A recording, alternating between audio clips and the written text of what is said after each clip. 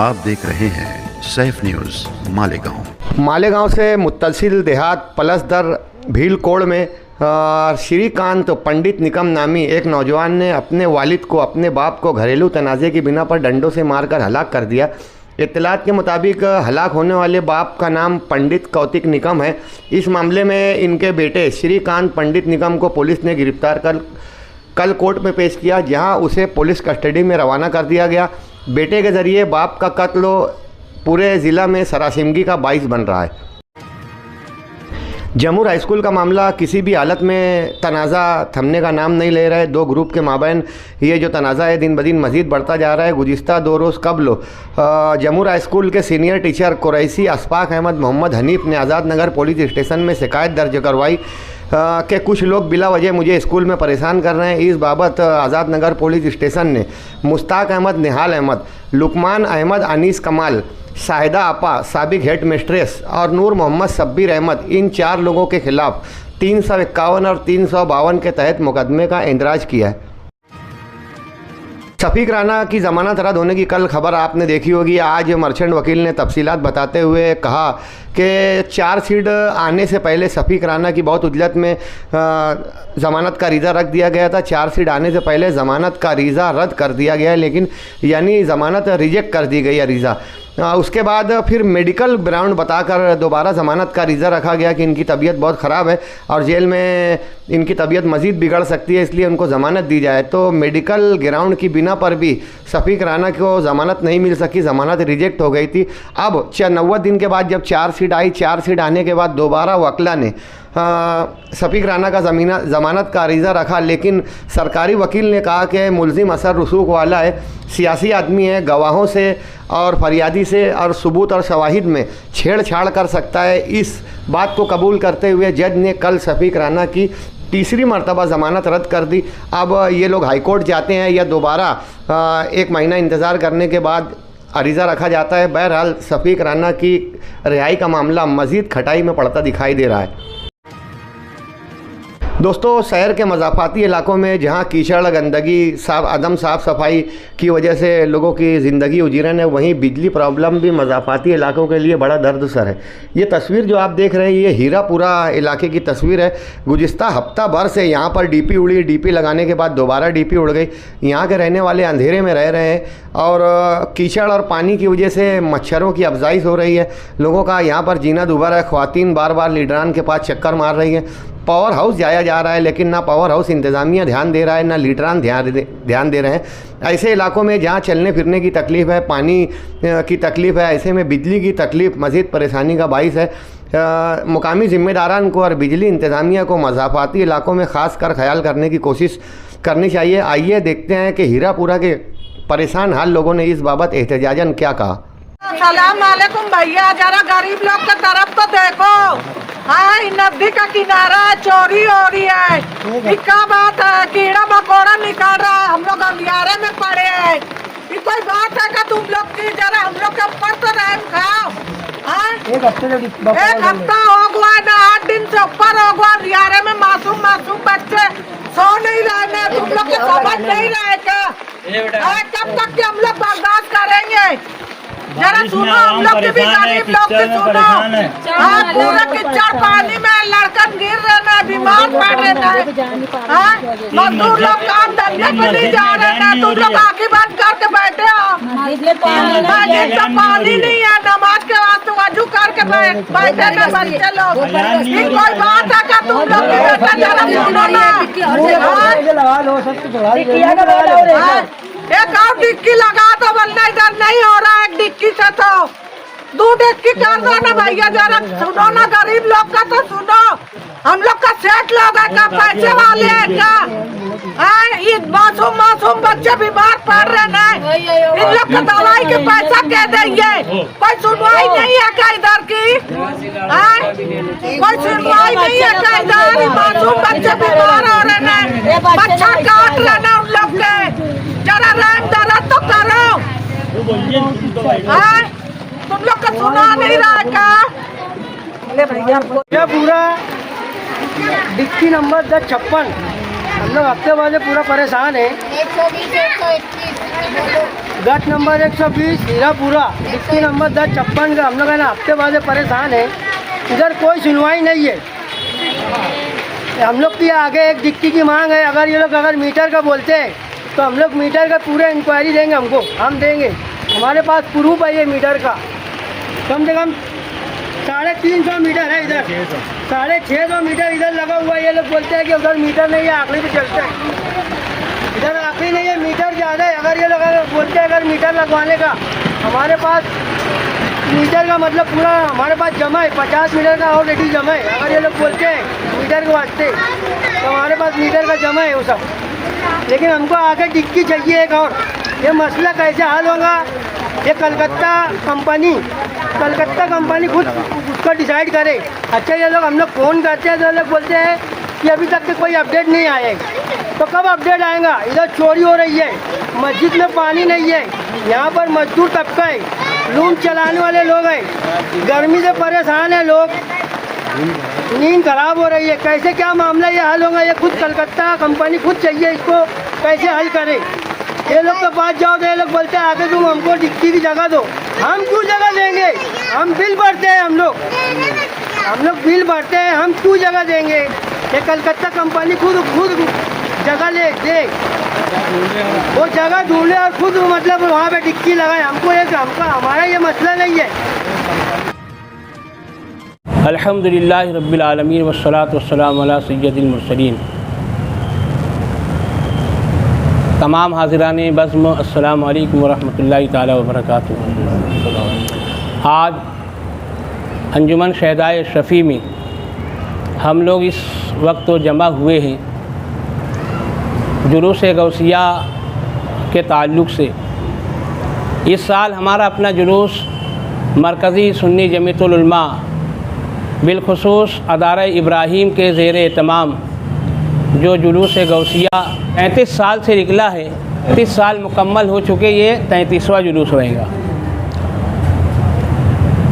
तमामी मुखय्यरान कौम और तमामी जो है तो शहर के सरकर्दा हज़रात, तंजीम के ज़िम्मेदारान और अहले सिलसिला से मोहब्बत रखने वाले, बिलखुसूस हुज़ूर गौसे आज़म पीरान पीर दस्तगीर से अलैहि रहमत व रिज़वान से मोहब्बत रखने वाले तमाम अहबाब यहाँ पर इकट्ठा जमा हुए हैं। लिहाजा इस साल जो है तो जुलूस गौसिया में क़ियादत के लिए जो तशरीफ़ ला रहे हैं वो नबीर हुज़ूर सरकार कला शहज़ादे सैयद अली अशरफ अशफ़ीउल जिलानी अलैहि रहमा, यानी हज़रत अल्लामा मौलाना सैयद मोहम्मद सलमान अशरफ अशफ़ीउल जिलानी के छवछय मुक़द्दसा नबीर हुज़ूर मुहद्दिस आज़म हिंद हज़रत अल्लामा मौलाना सैयद मोहम्मद हासिम अशरफ साहब क़िबला की छवछय मुक़द्दसा, और इसी तरीके से हमारे जो तीसरे कायद हैं वो शहज़ादे इंतखाबुल उलमा हज़रत अल्लामा मौलाना सैयद मोहम्मद अलमाब हुसैन क़दीरी अशरफ़ी मुरादाबादी दामत बरकातुहुल आलिया, ये भी तशरीफ़ ला रहे हैं। लिहाजा शहर में ये चर्चा है कि इस साल क्या पता अदारा इब्राहीम का जुलूस निकलेगा या नहीं निकलेगा। हम तमाम शहरियान से गुजारिश करते हैं कि हर साल की तरह इन साल भी इंशाअल्लाह अज़्ज़वजल्ला जुलूस गौसिया पूरी आन बान शान के साथ ये तीनों नुफूस कुदसिया की क़यादत में और इनके ज़ेर निगरानी इंशाअल्लाह जुलूस गौसिया 17 अक्टूबर बरोज़ जुमा बाद नमाज मगरिब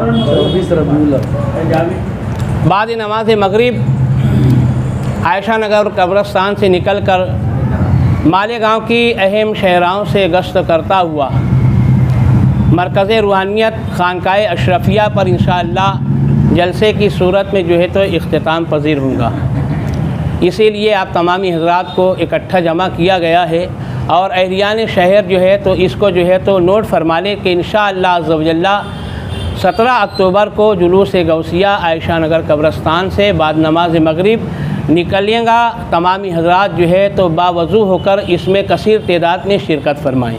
आज से करीब 32 बरसों पहले मालेगांव शहर में जुलूस गौसिया निकालने का रिवाज शुरू हुआ। इस्लामपुरा की मशहूर अदारा इब्राहिम के रूह रवां शफीक राना की क़यादत में ये हमेशा से निकलता रहा है। और तमाम हाज़रीन जो यहाँ पर हाजिर हैं, इनके अलावा भी और बहुत सारे ज़िम्मेदारान, उनकी कोशिशें उसमें शामिल रही हैं। आज बदकिस्मती से कुछ कहना चाहिए कि यहाँ कोई ऐसी कुछ बात करने का मौका नहीं है, फिर भी कैसा दिल कहता है कि मानता नहीं। शफीक राना के दुश्मनों ने उनको कहाँ भेज दिया ये पूरे शहर को मालूम है, और किस तरीके की साजिश रची गई ये सबको मालूम है। बहरकैफ उनके जेल में जाने से आम रुझान ये हो गया था कि शफीक गए तो जुलूस गया, लेकिन मैं मुबारकबाद दूंगा तमाम हाज़रीन को, और जो लोग जुलूस में शामिल रहा करते थे उनको मुबारकबाद दूंगा कि ये शफीक राना की गैर हाज़िरी में उससे ज़्यादा तवानाई से खड़े हो रहे हैं जुलूस को निकालने के लिए। और मुझे बहुत खुशी हुई कि आज की मीटिंग में बहुत सारे लोग जो कभी नहीं आते थे, जैसे मैं हूँ, सादिक भाई हैं, ये भी पहली दफ़े आए हैं। ये हम लोग शफीक राना की दोस्ती में आए हैं, है ना, और जुलूस पहले से बेहतर निकले। उसको एहसास ना हो कि भाई मैं नहीं था तो जुलूस में कम लोग आए या इंटरेस्ट कम लिया गया। ये बुनियाद पर हम लोग आए हैं, और हम चाहते हैं कि तमाम लोग दामे दरमे कदमे सुकने जुलूस में हर तरह की मदद करें, शामिल रहें, और जुलूस को हमेशा की तरह बेहतर से बेहतर कामयाब करें।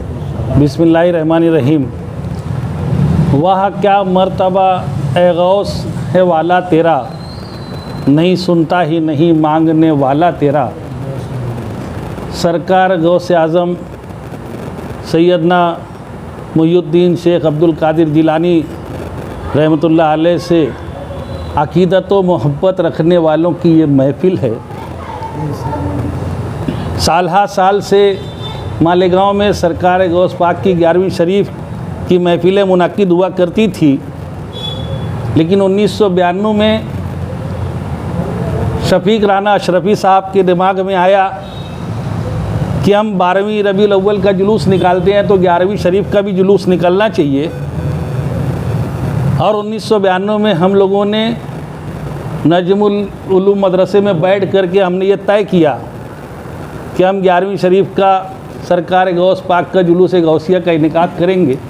और पहला जुलूस 1992 में हमने निकाला।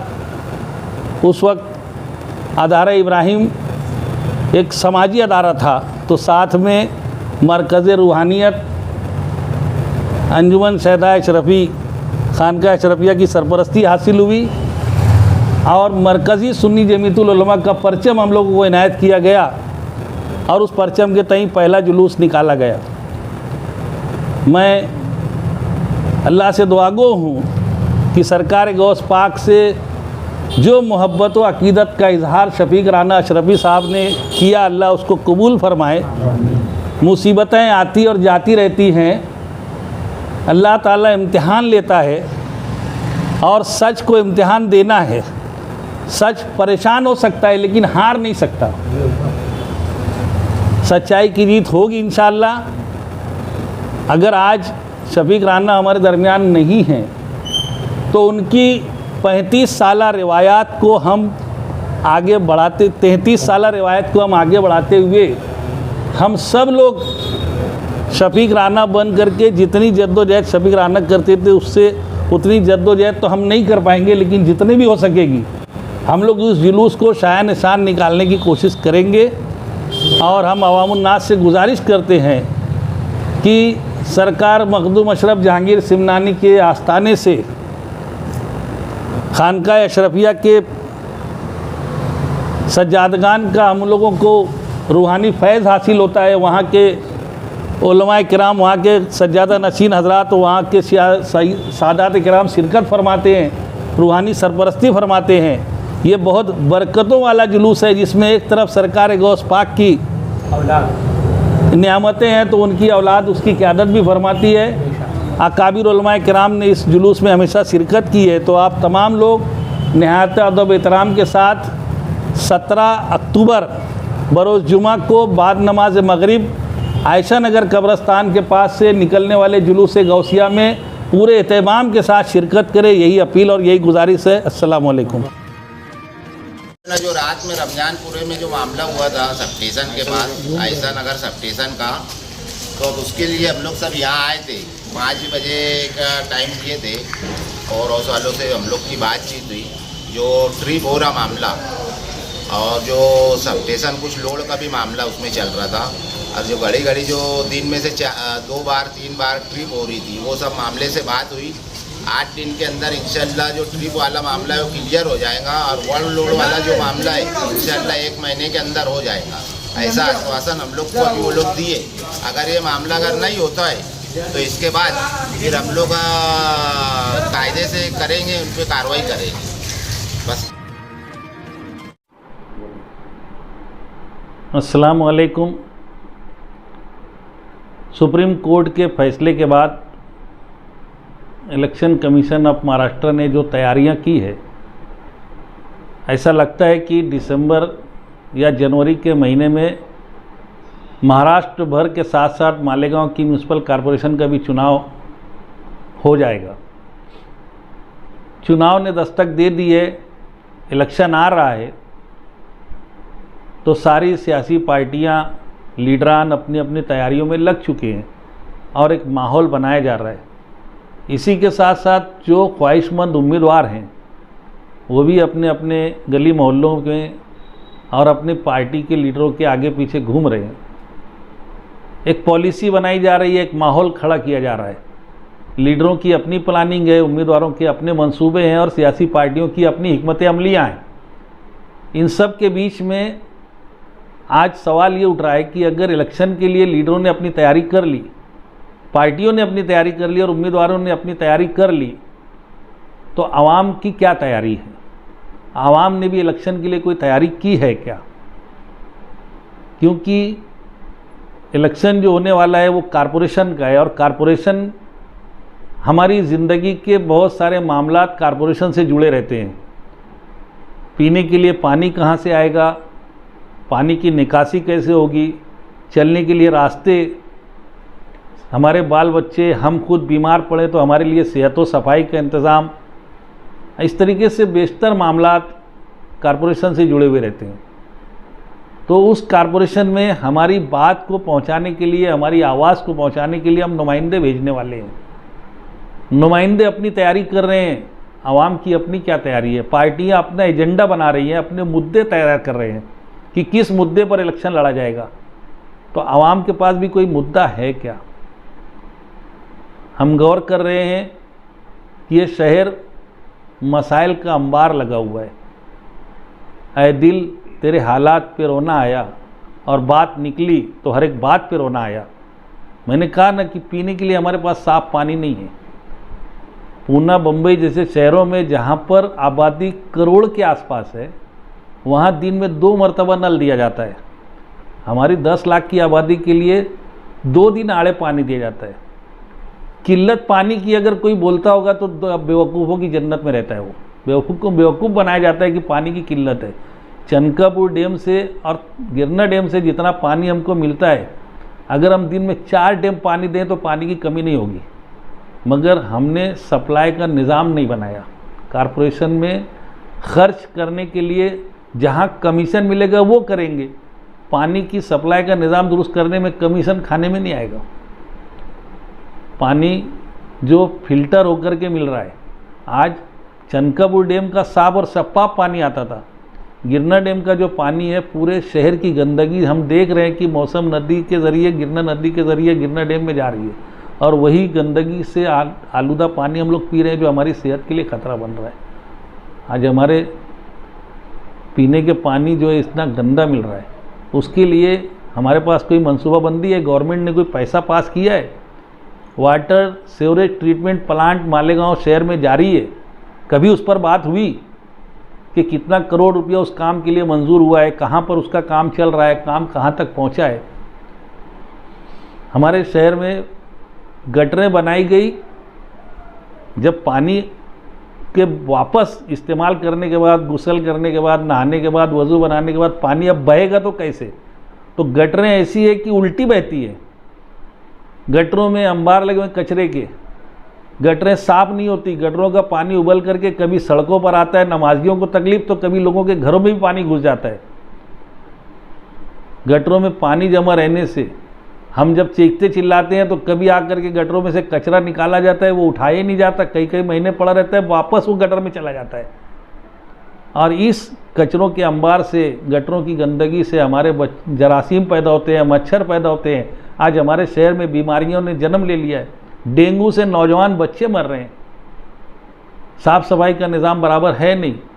ठेकेदार की घंटा गाड़ी हर घर तक जाना चाहिए, रोज़ आना जाना चाहिए। और अगर एक दिन किसी के यहाँ पर दरवाजे पर, किसी एक आदमी के दरवाजे तक अगर घंटा गाड़ी नहीं पहुँची तो उसका पैसा कटना चाहिए, मगर वो निज़ाम बराबर नहीं है। कई मोहल्ले ऐसे हैं जहाँ कभी उन्होंने कभी घंटा गाड़ी का मुँह ही नहीं देखा, मगर कचरा उठाने वाली कंपनी बराबर अपना पैसा ले रही है। कचरा नहीं उठता और उसकी वजह जरासीम पैदा होते हैं, हम बीमार पड़ रहे हैं, हमारे बच्चे बीमार पड़ रहे हैं। तो हमारे लिए इलाज के लिए इंतज़ाम क्या है? महकमा सेहत तो सफाई होता है कॉरपोरेशन के अंदर, मगर हमारी सेहत का ख्याल रखने के लिए कोई दवाखाने, जब म्यूनसिपलिटी थी छोटी सी 30 करोड़ की 35 करोड़ की बजट वाली म्यूनसिपलिटी थी तो कई बड़े बड़े दवाखाने थे। आज वो सब दवाखाने बंद है, सिर्फ एक हारून अंसारी हॉस्पिटल है, उसमें भी दवा गोली हाजिर है, कभी नहीं है, कभी डॉक्टर हाजिर है, कभी वो नहीं है। हमारी सेहत से खिलवाड़ हो रहा है। हम सर गटर क्रॉस करके, घर के बाहर की गटर पार करके हम जब सड़क पर आते हैं, काम धंधे के लिए निकलते हैं, तो सड़कों के खड्डे हमारा इस्तेकबाल करने के लिए तैयार हैं। रास्ते इस कदर ख़राब हो चुके हैं कि उसके लिए चलना महाल है। और इन बारिश के दिनों में तो पूरा शहर बेहाल है। अंडरग्राउंड गटर के नाम पर जहाँ अच्छी अच्छी सड़कें थी वो भी खोद के रख दिए। पिच वर्क का ठेका है, कहीं पिच वर्क नहीं हो रहा है, लोग चिल्ला रहे हैं, चीख रहे हैं, कोई सुनवाई करने वाला नहीं है। हमारे बच्चों की तालीम का कोई इंतज़ाम नहीं है। जितनी म्यूनसिपलिटी के ज़माने में 1ली से लेकर 7वीं तक के हम प्राइमरी स्कूलों में पढ़ा करते थे, मालेगांव के जितने नामवर डॉक्टर, इंजीनियर, वकील, बड़े बड़े लोग हैं, कारोबारी, सब ने म्यूनसिपलिटी की प्राइमरी स्कूलों में तालीम हासिल की। लेकिन आज सियासत का वो दौर आया कि सरकारी स्कूलें बंद करके प्राइवेट स्कूलों में। उस वक्त ऐसा था कि एक गरीब अपने बच्चे को पढ़ा लिया करता था, डॉक्टर इंजीनियर बना लिया, उनके दिन हालात बदल गए। लेकिन आज कोई गरीब मजदूर अपने बच्चे को पढ़ाने की सोच ही नहीं सकता। प्राइवेट स्कूलों में केजी में 20-20, 30-30 हज़ार रुपये का डोनेशन। बम्बई की म्यूनसिपलिटी अपने यहाँ के बच्चों की तालीम के लिए 1ली से 7वीं, फिर 7वीं से 10वीं, अब 10वीं से लेकर 12वीं तक की तालीम दे रही है अपने बच्चों को। और अच्छी मेयारी, अरविंद केजरीवाल ने दिल्ली के अंदर ऐसी स्कूलें बनाई कॉरपोरेशन के मार्फत कि वहाँ पर प्राइवेट स्कूलें छोड़कर लोग बच्चे वहाँ गए। लेकिन यहाँ पर तालीम माफिया से मिली भगत करके हमारी स्कूलें ख़त्म कर दी गई। ऐसे बेशुमार मसाइल। स्ट्रीट लाइट, अभी 8000 मर्क्यूरी लाइट कॉरपोरेशन में आया, कहाँ लगे कॉरपोरेट का मर्क्यूरी लाइट? ये तो हमारे सारे मसाइल हैं, इन मसाइल पर बोलने वाला कोई नहीं। प्लस सबसे बड़ी बात ये कि हमारा मुस्लिम अक्सरियती शहर है। हमने शोभाताई बच्चाओं को चुन के दे दिया, हमने इत्तेहादुल मुस्लिमीन को चुन के दे दिया, मौलाना को चुन के दे दिया, हमारे यहाँ पर इस्लाम पार्टी ने जन्म ले लिया। आज पूरे मुल्क की फ़िरका परस्त तंजीमों के निशाने पर मालेगांव आ गया है। और हुकूमत कभी जन्म दाखिले के नाम पे SIT बना करके, कभी हमारे स्कूलों की इंक्वायरी बिठा करके, कभी दूसरे सब मामलात लेकर के हमारे शहर को हरासा और परेशान करने की कोशिश कर रही है। अभी देवेंद्र फडणवीस ने बोला, उससे पूछा गया कि पूरे महाराष्ट्र में कौन सी म्यूनसिपलिटी या कॉरपोरेशन तुमको लगता है कि नहीं जीत पाएंगे, उसने बेसाख्ता बोला मालेगांव। मतलब ये कि मालेगांव का नाम आज फ़िरका परस्त पार्टियों के दिलो दिमाग में बसा हुआ है। इस कदर हम निशाने पर हैं और इस तरीके से हम लोगों के ऊपर सरकारी अताब आ रहा है। कौन बोलने वाला है, कौन करने वाला है? हमारे शहर में नशा और चीज़ें, जुगार के अड्डे, सारी बुराइयां पनप रही है। बरस से ये बोला जाता था कि मालेगांव को कोई IPS पुलिस ऑफिसर मिलना चाहिए, IPS पुलिस ऑफिसर यहाँ पर ड्यूटी पर आए ताकि इन जुराइम का खात्मा हो। आज 3-3 IPS ऑफिसर मालेगांव में हैं। जुराइम में कितनी कमी आई। हमारे नौजवान बच्चे खुलेआम नशे की चीज़ें बिक रही है और हमारे नौजवान उन नशे की अशिया का शिकार हो रहे हैं। किसी को कटर मार रहे हैं, किसी की जान ले रहे हैं। ऐसे हालात में हमारा बच्चा घर से निकलता है तो हमको डर लगा रहता है कि सही सलामत वापस आए। हम घर से निकलते हैं पैसा वगैरह लेकर, लगता है कहीं लूट ना लेवे। IPS ऑफिसरान के आने के बावजूद कितनी तब्दीली आई। बहुत सारे मसाइल हैं, बहुत सारी बातें हैं। इन सब के ताल्लुक़ से मुझसे कहा गया कि आवाम को बेदार करना ज़रूरी है, आवाम को उजागर करना ज़रूरी है। मैं ये कहता हूँ कि आवाम तो बेदार है। आवाम सब जानती है कि ठोकर तो वही खा रहे हैं ना, तकलीफ़ें तो वही उठा रहे हैं ना। कौन है इनके लिए? जो सियासी पार्टियां, जो लीडरान हैं, उनको जो समझ में आता है उसी विषय पर बोलते हैं, उसी उन्वान पर बोलते हैं। जब उनके पास कोई जाता है कि हमारा ये मसला है, हमको ये मसला हल होना चाहिए, तो वक्ती उस पर जब बयान दे देते हैं, लेकिन उसके बाद फिर खामोशी, और उनको जो करना होता है वही करते हैं। इलेक्शन में वो चाहते हैं कि वही मुद्दा रहे जिसको वो मुद्दा बनाना चाहते हैं। तो आवाम के अंदर ये बेदारी आना चाहिए कि जो हमारे मसाइल हैं, हम जिस पर बोलेंगे उस पर इलेक्शन में बात हो। ये बेदारी आज से आना चाहिए, ये जागरूकता, ये सोच आज बनना चाहिए आवाम की कि इलेक्शन में उम्मीदवार अपना मुद्दा लेके आएगा, मुझे चुन के दो तो मैं ऐसा कर दूंगा, मुझे चुन करके दो तो मैं वैसा कर दूंगा। पार्टी बोलेगी कि हमारा ये मैनिफेस्टो है, तो बोलना भैया तुम्हारा मैनिफेस्टो तुम्हारे पास रखो, अब हमने अपना मैनिफेस्टो तैयार किया है। जो पार्टी, जो लीडर हमारे मैनिफेस्टो पर बात करेगा, हम उसके साथ रहेंगे। उम्मीदवार को बोला जाए कि भैया तू चुन के आएगा तो क्या करेगा, तू फेरिस्त नहीं बताएगा, हम फेरिस्त लेके बैठेंगे और उम्मीदवार से हम पूछेंगे कि ये हमारे वार्ड के मसाइल हैं, या हमारे शहर के मसाइल हैं, इस पर तू क्या कर सकता है बता। और ऐसा नहीं कि मैं आसमान से तारे तोड़ के ला दूंगा तो हम तुम्हारी बात मान लेंगे। तुमको ये बताना पड़ेगा कि जब तुम आसमान से तारे तोड़ कर लाने की बात कर रहे हो तो तारे तक पहुंचने के लिए सीढ़ी कहाँ से लाओगे, ये भी बता देना। झूठे वादे, हथेली पे चांद दिखाने का काम नहीं चलना चाहिए। तो मैं ये बोल रहा हूँ कि आवाम बेदार है, आवाम को सब समझ रहा है, आवाम सब जानती है। फिर ये कि बोलती नहीं है क्या? नहीं, आवाम के बोलती भी है। लोग बोलते हैं होटलों पर, दोस्तों में, निजी महफिलों में, जहाँ पर वो बैठते हैं अपनी बैठकों में, इन सब बातों पर चर्चा होती है कि हमारे शहर के साथ कितना खिलवाड़ किया जा रहा है। हमारे शहर के साथ जो मसाइल है हमारे, वो दिन ब दिन बढ़ते जा रहे हैं। रोज़ हम लोगों के लिए एक फिक्र लगी हुई है। आज जन्म दाखिले के मामले में लोगों की ज़मानत नहीं हो रही है, इसके पहले 12 नवंबर के मामले में लोगों की ज़मानतें नहीं हुई। जिन मामले में दूसरे शहरों में 4 दिन में लोग छूट जाते हैं, उनमें हमारे यहाँ 10-10, 11-11 महीने लोगों को जेल में सड़ा दिया जा रहा है। सरकार का ये रवैया, तो ये सब हालात बदलेंगे कैसे? आवाम को बोलना है आवाम को बेदारी आना चाहिए, तो आवाम तो बहुत बेदार है, और बेदार है, बेजार भी है। मगर आम लोगों से हम क्या तवक्को कर सकते हैं? आम लोग क्या करेंगे? एक आदमी, ये सब हालात को बदलने की जिम्मेदारी एक मजबूत लीडरशिप की होती है। एक मजबूत लीडरशिप चाहिए जो इन हालात को बदल सके, और हमारे यहाँ तो बहुत मजबूत लीडरशिप है। मालेगांव म्यूनसिपल कॉरपोरेशन की हदूद में, मालेगांव शहर में एक मिनिस्टर है जो महाराष्ट्र की हुकूमत में जितने भी मंत्री हैं, जितने मिनिस्टर हैं, उनमें सबसे पावरफुल मिनिस्टरों में 5वां नंबर जिसका आता है, वो मंत्री हमारे शहर को दिया गया है हुकूमत की तरफ से। उसके बाद हमारे यहाँ MLA साहब हैं, साबिक MLA हैं। हमारे यहाँ एक ऐसे पार्टी के लीडर हैं जो कानून की डिग्री हासिल किए हुए, इतना कानून जानते हैं कि मालेगांव की कोर्ट से लेके, हाई कोर्ट से लेके सुप्रीम कोर्ट तक उनके फ़ोटो अखबारात में आए कि सुप्रीम कोर्ट तक पहुंच रखते हैं, सारा कानून जानते हैं।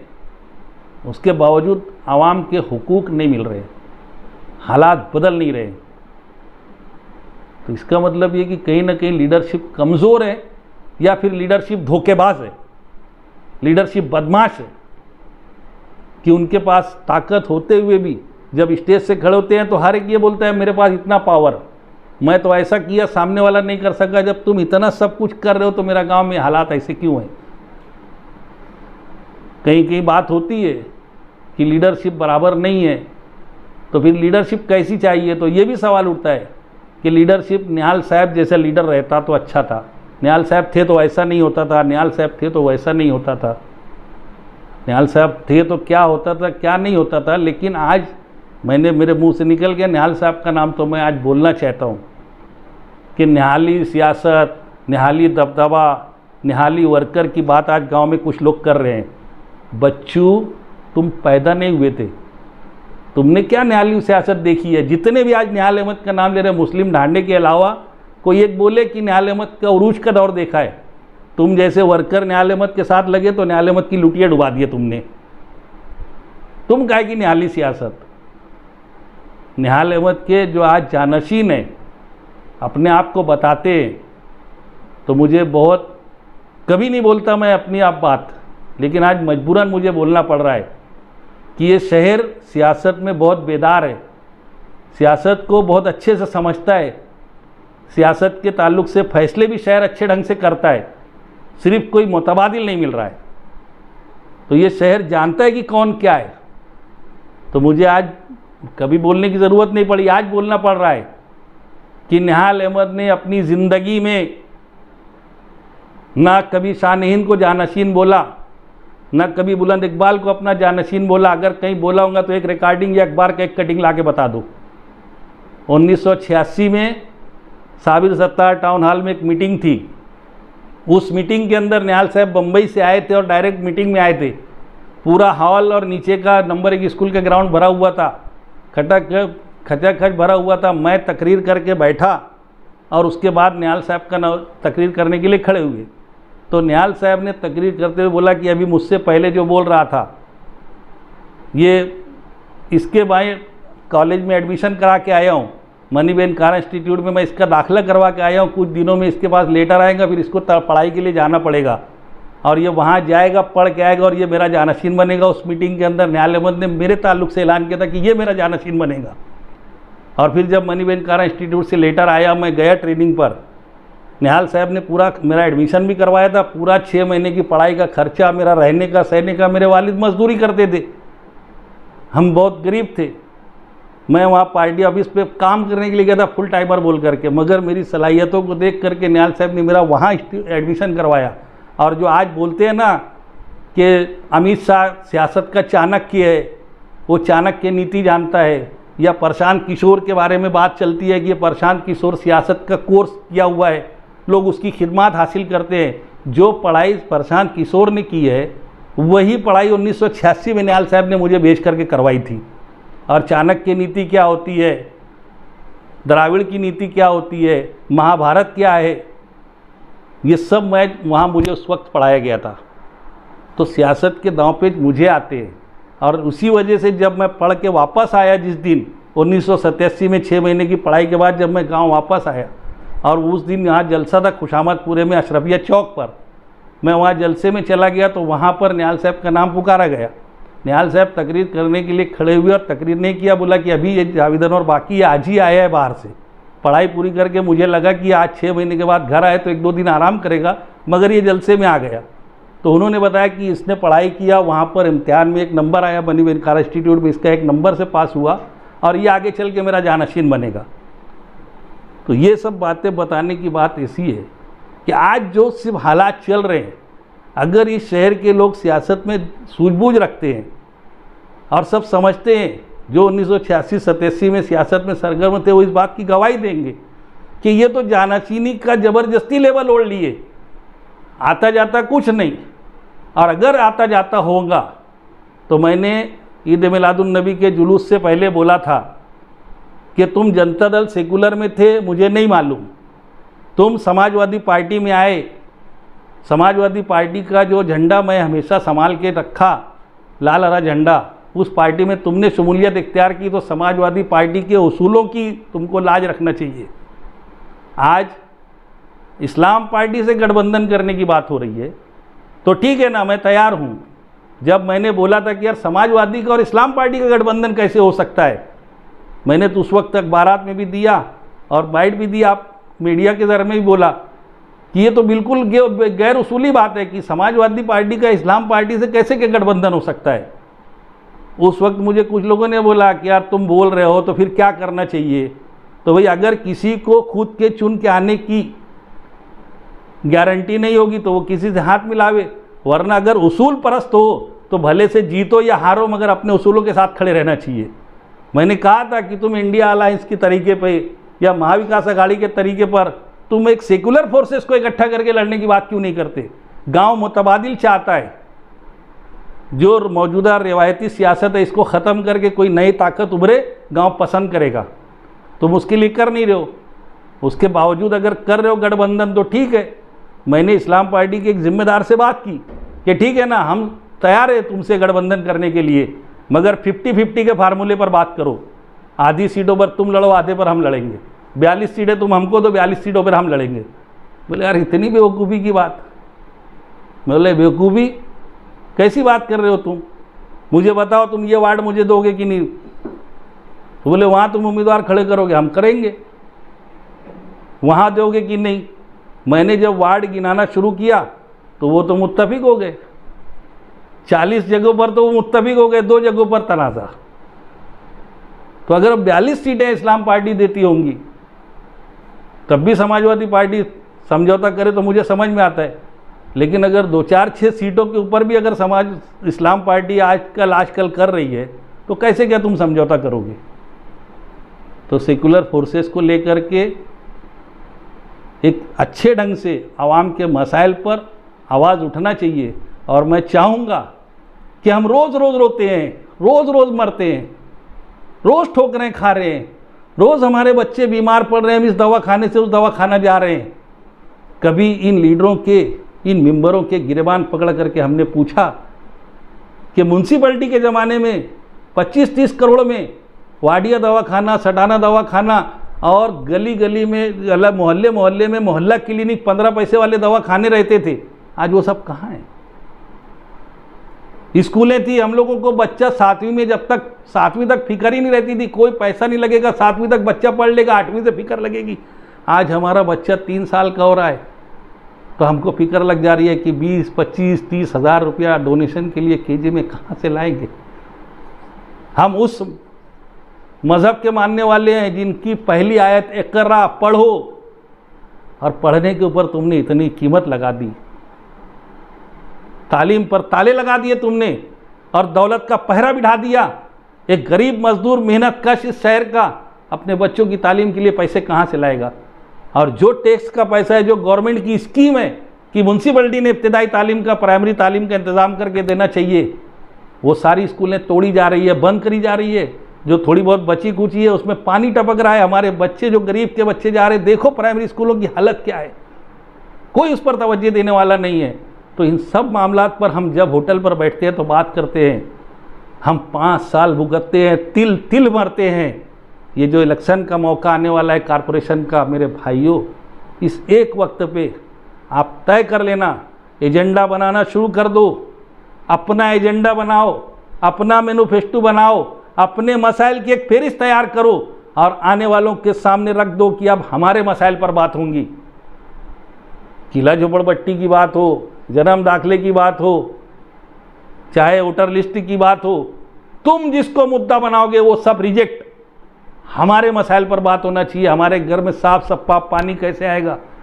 अभी कुछ हुआ 2 दिन बंद नल, जिसके घर में इंतज़ाम नहीं हो बेचारा पीने के पानी के लिए तरस जाएगा। 5 दिन अगर नल नहीं आएगा बेचारा पीने के पानी के लिए तरस जाएगा। कब हम इसके बारे में बोलेंगे? कब इनके गिरेबान पकड़ेंगे? आज मौका है, ये हमारे दरवाजे पर आएंगे दस्तक देने के लिए।